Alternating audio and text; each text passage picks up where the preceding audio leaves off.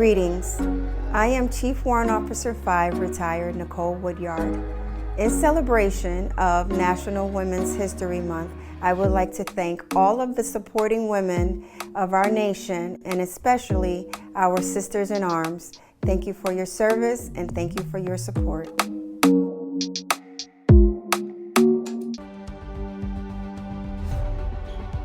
My name is Karen Thompson Young. I'm a retired Chief Warrant Officer 3 from the United States Army. It is Women's History Month, and I am proud and honored to celebrate all women who have served and all women who continue to serve. Thank you. Good afternoon, everyone. Thank you for joining us today. Thank you for coming to Washington, D.C. for those who are from out of town, and thank you for visiting the most beautiful building in Washington, D.C. I hope that if you have not already had a chance to take a tour of this building, that before you leave today, you will have the opportunity to peruse some of our exhibits, special collections that are housed right here in the Thomas Jefferson Building. We made sure your parking reservations covered a longer time span just in case you decided to do that. I am Lisa Taylor. I'm a liaison specialist for the Veterans History Project here at the Library of Congress, which is under the umbrella of the American Folklife Center.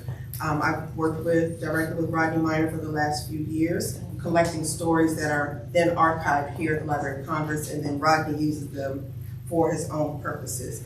We are here today to honor some very special people and to thank in person 3 special veterans who are, 2 of whom are here with us in person, and the other one who is going to be online today, and we'll learn more about them and their stories a little bit later. But I wanted to personally thank you ladies for 1, your service, 2, for sharing your story for the Veterans History Project, and then 3, for coming back here a few weeks later to fight the DC traffic and the pollen, and to come here in person so that we can thank you all, and Rodney can formally donate these stories to the Library of Congress. So I'd like to now invite my director, Monica Mohindra, who heads up the Veterans History Project, who will give us some official remarks, and then she and Rodney will take it from there with the official donation ceremony. Thank you.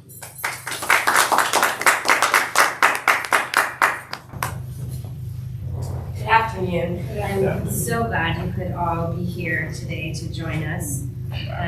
It's a real pleasure and a real honor to have you here with us at the Library of Congress and joining us through the airwaves.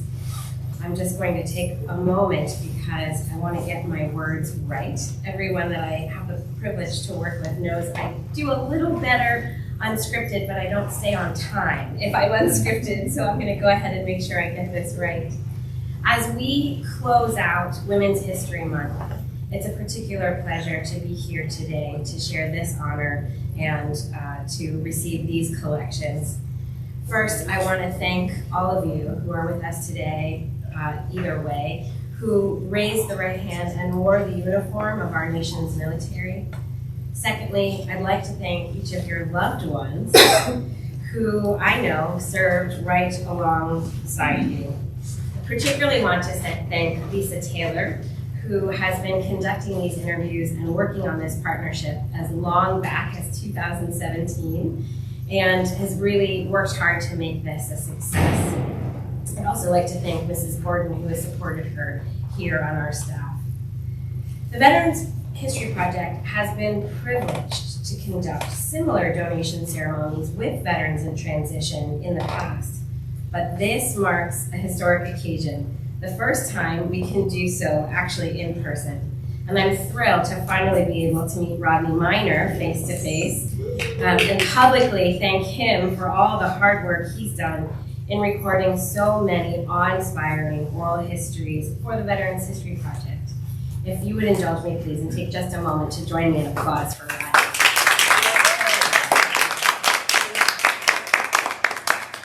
Rodney's commitment to sharing veteran stories is commendable, as is his work to draw attention to the critical, yet often overlooked aspect of veterans' transition back to civilian life. Knowing that these interviews will not only live at the Library of Congress in perpetuity, but that clips of them will make it into the airwaves via a special edition of the Veterans in Transition program on PBS affiliate WHUT TV 32 is exciting for all of us.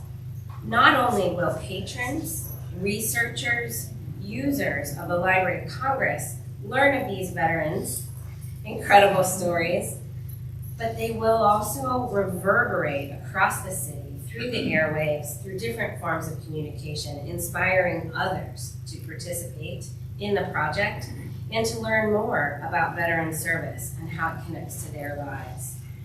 The Veterans History Project mission is to collect, preserve, and make accessible, that's the important part, make accessible the first-person remembrances of U.S. military veterans. We receive roughly 300 collections each month, and we appreciate every single one of them. Chief Woodyard, Chief Thompson Young, and Chief Rucker, we sincerely thank you for answering yet another call to service here by sharing your stories for the researchers of today and for future generations. Your unedited interviews are going to be archived here and available. The materials will be here amongst our over 114,000 individual collections. They'll be made accessible to researchers both on site, and the record of your service and of your collection and those materials will be available within a year to our users on the website. This material and the ways you participated will inspire others to learn more about the stories of women's service and learn more about veteran service in general. Your participation ensures that your voices are not lost to future generations.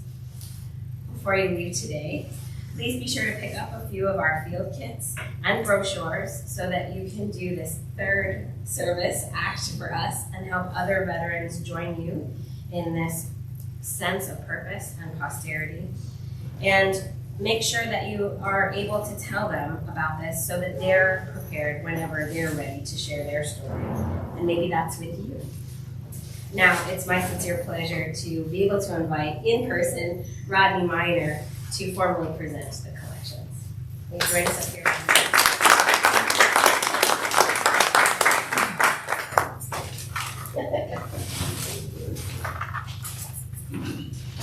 First of all, I'd like to thank everyone for showing up today. We greatly appreciate it. First of all, I'd like to thank a couple people. First of all, my wife, who's my executive producer, who couldn't be here today, but she sends her respect and everything. But she's also my editor as well. She's helped out tremendously on the project. And second of all, I'd like to thank Dr. James Williams, because without him, we really would not be here. A little more about that. But first and foremost, a little bit about Veterans in Transition. Veterans in Transition is a platform and a television show. First, as far as the television show, it airs regionally on PBS affiliate WHUT, and it provides a platform for veterans to share their stories. We've been able to encounter remarkable stories, as you will hear a little bit later today, of individuals, men and women, from across the country. And second of all, we have several initiatives. One in which I'm particularly proud about is we're moving into our 5th annual Cancer, a Veteran's Perspective. What we've been able to do was pull together veterans with different forms of cancer. And so therefore, that was based on my battle as a prostate cancer survivor / advocate. And we decided to go ahead and invite other veterans with different forms of cancer to share their story. It's all about telling the story in order to help someone else, because you always glean something from someone else's experience. Another event that we're really proud of is called Just Like Daddy. In the course of telling these stories, I just encountered a lot of people who said, well, my father or my mother. And so we decided to put together an event that's called Just Like Daddy, who follows in his footsteps and serve. And then also, lastly, I'd like to say we do Veterans Week, and that is during the week of November. What we do each day, from Sunday to Saturday, we have an event. We start out with spiritual perspective. We invite veterans who are clergy to come and share stories. and we do Business Monday, and then Tuesday, and on and on and on. You get the picture there. And so we're delighted to be in the space, and sort of now with that, what I'd like to do, again, turn attention and introduce Dr. Williams. Because of him, we are here, as we had traveled around the country telling the stories of African-American warrant officers. We discovered remarkable women who were part of those families, and Dr. Williams thought it would not be robbery to go ahead and create something to acknowledge those names. So with that, I'd like to introduce Dr. James Williams.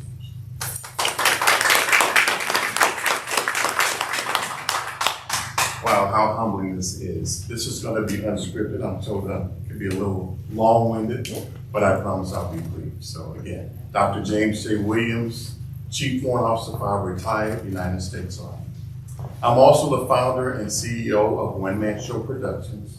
One Man Show Productions charters to tell lived experiences, in this case warrant officers, who served in the United States Army Warrant Officer Corps. I happen to have served 31 glorious years, and I'm very humbled to be celebrating the women that are here today. A little bit about me. I grew up in Cleveland, Ohio, humble beginnings, came here to Washington, D.C. to attend Howard University. Scholarship ran out, so I wound up dropping out, but I was able to finish with my bachelor's, master's, and now PhD. But we're not here to talk about me. We're here to celebrate the women who served and who also was part of the documentary. I appreciate Rodney acknowledging me as part of this, very humbling. My work started out as a dissertation. I wanted to find out lived experiences of African-American men who served at the highest rank of CW5. And we have one person here that was part of that, so we go way back, and that's Les Young, who was part of my dissertation. Once the dissertation was completed, I was advised by my chairperson, hey, you ought to turn this into a documentary. Now, I'd never done a documentary before, so I said, well, let me give it some thought, because after 8 years of pursuing my PhD, I was quite frankly exhausted. But I took on the challenge. That's where I met my good friend Rodney Minor, who was a storyteller in his own right. And let's give it up for him, for someone who has never served but has such an advocacy for veterans. So with that, we collaborated across the country, the DMV, Tampa, Florida, Houston, Texas, Dallas, Texas, and Los Angeles, California. At that time, it was advised that I include women. We have someone here named Boss Lady who advised that I do this. I took her up on it. So I included women in this. And in so doing, I was able to meet the spouses who also served, not only as spouses, but also served as warrant officer, one of which we're honoring today, and that's Ms. Karen Young. Let's give her a hand. So with that, I'd like to say you may have found a couple of note cards in your seat for my newly minted Rising Above the Fray, which tells the stories about a few good men and women who served at the highest rank, and we're here to honor them as well. So without further ado, I'd like to again acknowledge Nicole Young, Monifa Rucker, and of course, Ms. Karen Young. At this time, let's bring Nicole up to speed.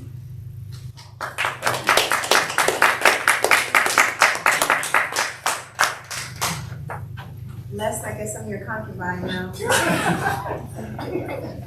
Greetings, everyone. I'm CW5 retired Nicole Woodyard, and I wanted to say thank you to everyone for including me and all of the other ladies as part of this project. When I first started with Rising Above the Fray for Dr. Williams is when I was able to meet Rodney and work with him on several other veterans projects too that we aired, and it was such a fulfilling experience for me after being retired from serving for 31 years.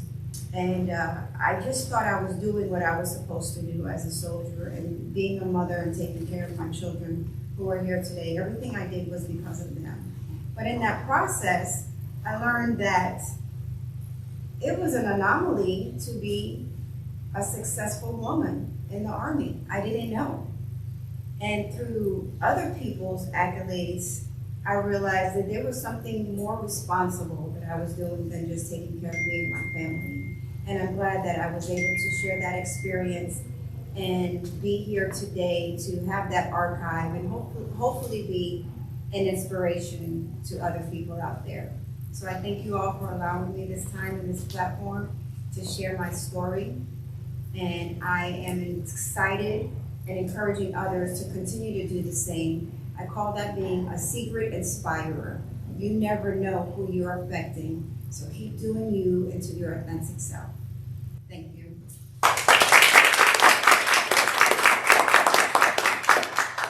CW4 Monifa Rucker was not able to attend today. She is taking care of some families in the outlying community that recently faced some tragic events. So I have her comments here, and on behalf of Ms. Monifa Rucker, CW4 retired Monifa Rucker, I will read her comments.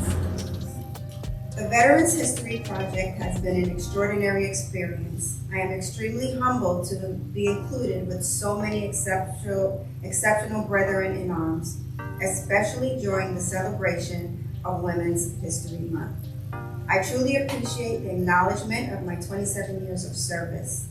Each year has brought me to share my story and honor the military that has blessed me and my family through all the assignments, deployments, and now through retirement. Thank you for seeing us. It matters. Mrs. Monifa Rucker, 640 Alpha, Food Safety Officer, Veterans Corps, retired Chief Warrant Officer 4. Now I would like to bring up CW3 retired Ms. Karen Young.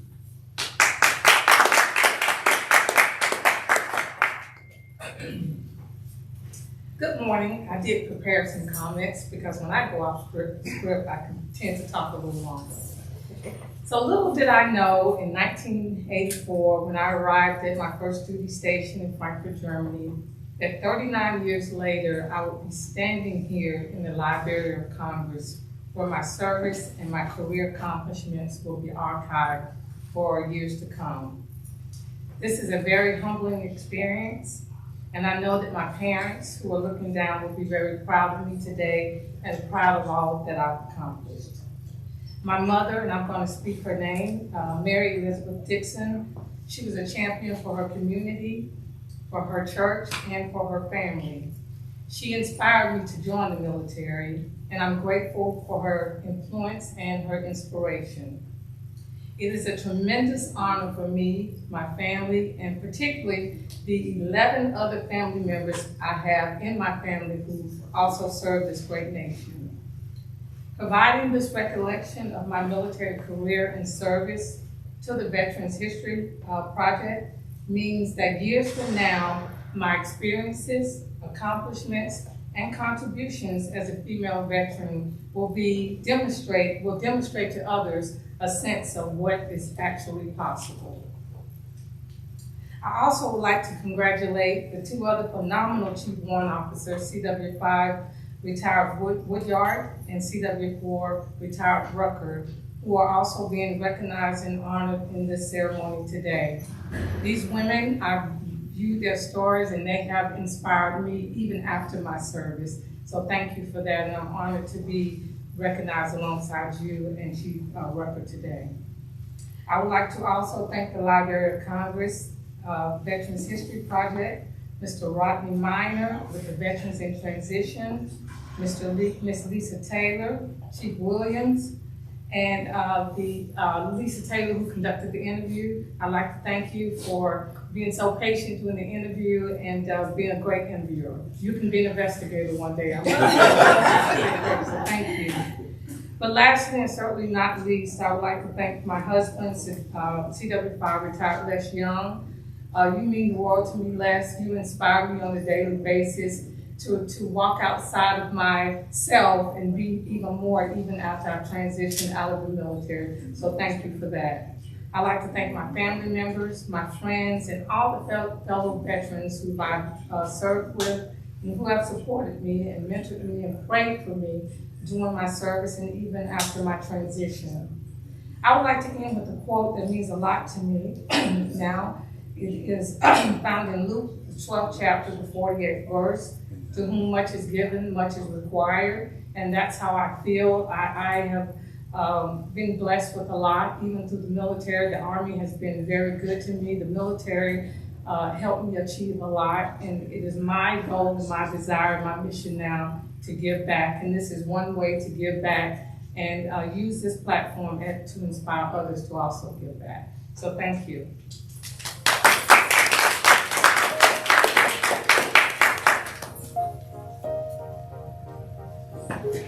So now we have the pleasure of actually receiving the collections. Where would you like us to do that? Probably right here, if we can do this. Yes. Absolutely. Yeah. Orchestration. Mine on behalf of Veterans in Transition, we'd like to formally donate these here interviews from Chief Warrant Officers in the United States Army to the Library of Congress Veteran History Project. Thank you. It is my honor and my privilege on behalf of the grateful nation to accept these donations with your amazing help to capture them and your amazing stories to be a living legacy today because you're here with us and donating them, including you, Melissa, but also because your stories will go on and they will be used by people. Your names will be spoken and they will continue to inspire. Thank you for being here today.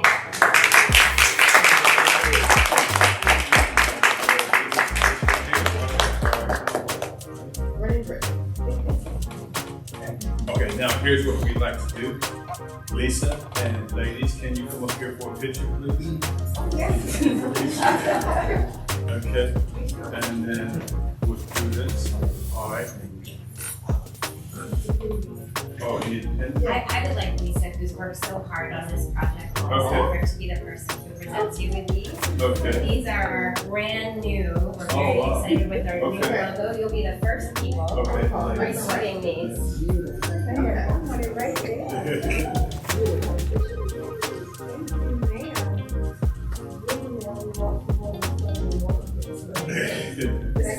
Does this mean you go to them?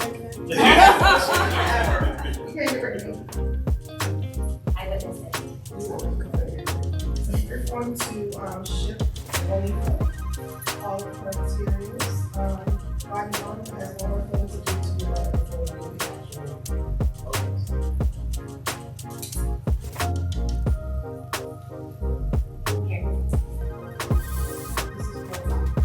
Here.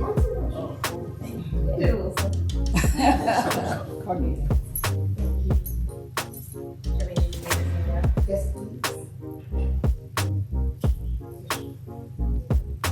This is a big deal. This is the first time in 3 years we've been able to do this in person, so Okay, this is a it's picture. kind of emotional. Sorry. There's a little technical difficulty over here.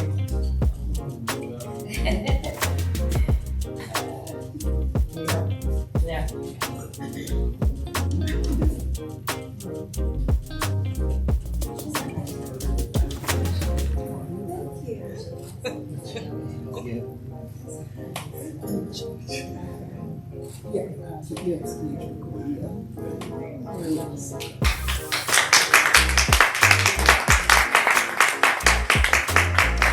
You can go ahead.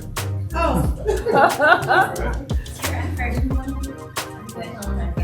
Smile. The short one on the end.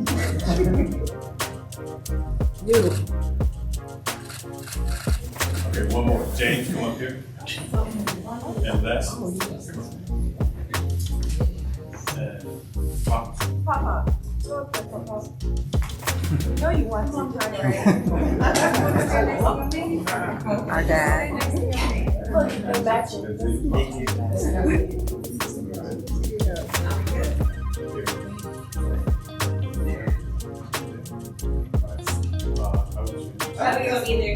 You should want this because they've already. Right? Yes. I'll be on this end, so it'll look even shorter.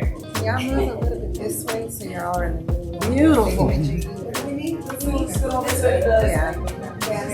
Yeah, that's good. Okay, there we go. Good. Yeah.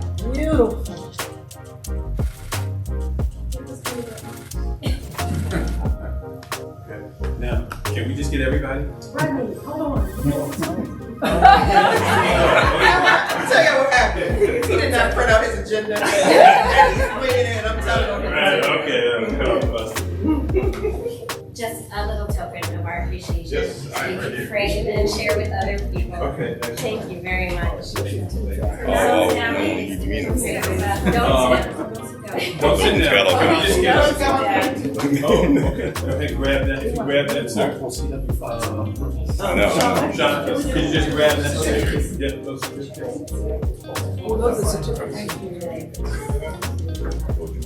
Okay, let's hold our certificates real quick here. Go on in there, Lisa. Beautiful. Yes, Lisa. Slide.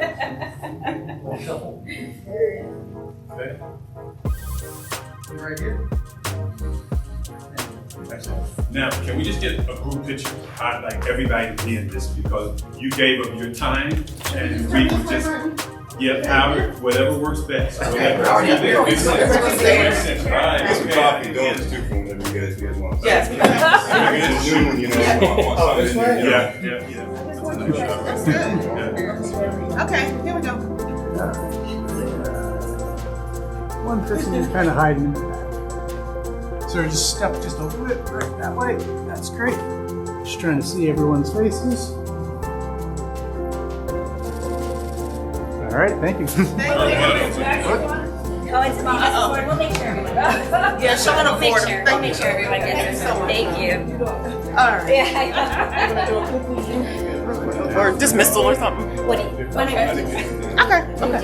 Okay, ladies and gentlemen, this officially concludes today's donation ceremony. We'd like to thank you once again for joining us today to honor these beautiful women and Monique who couldn't be here today, and thank Rodney and all of you from the bottom of our hearts for doing this. This happens all the time. Most people just ship it to us, by FedEx or UPS. But the fact that you guys took the time to physically come here, it really is a big deal. So we want to make sure that you really understand how important this was to us today. So thank you.